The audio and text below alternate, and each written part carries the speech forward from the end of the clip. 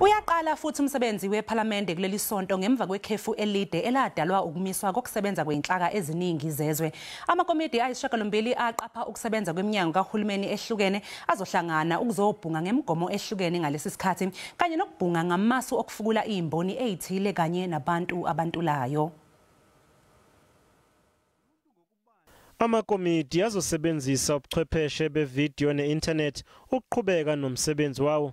Kusasa ungqongqoshe wezokuhlaliswa kwabantu, amanzi nenhlanzeko uLindiwe Sisulu uzokwenza izethulo ngeinyathelo eseyithathwe ulomnyango ukuhlinzeka indawo ezithile ngamanzi.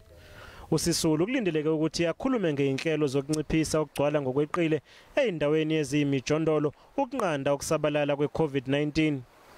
Ungqongqoshe wezokubusa ngokubambisana nezindaba zomdabu uDokotela Nkosazana Dlamini Zuma uzolandisa ngemithetho yezenhlekelele nomthelela obungalindelekile wayo.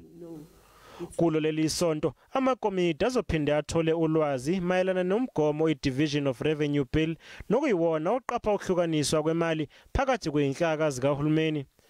Ungqongqoshe wezisebenzi uThula Sinxisi uzokhipha ulwazi ngemizamo yokusiza abantu abalahlekelwe umsebenzi ngaphansi kwesikhwama i-Unemployment Insurance Fund, kanti ungqongqoshe wezokuvikela uNosiviwe Mapisa Nqakula ekanye noqapha ukusebenza kombutho wezokuvikela uLieutenant General Themba Mathanzima osathatha umhlalaphansi bazokwenza izethulo mayelana nezinsolo zokuhlukumeza ezibhekiswe emalungwini ye-SANDF. Amasosha asolwa ngokushaya abulale umlisa eAlexandra eGoli ngesonto eledlule. Ungqongqoshe wezamabhizinisi asafufusa uKhumbudzo Ntshabeni naye uzokhuluma ngeinhlelo zokwelekelela amabhizinisi amancane. NgoLwesine ungqongqoshe wezenhlalakahle uLindiwe Zulu uzophekwa ngemibuzo mayelana nokusabalaliswa kwezibonelelo zikaHulumeni.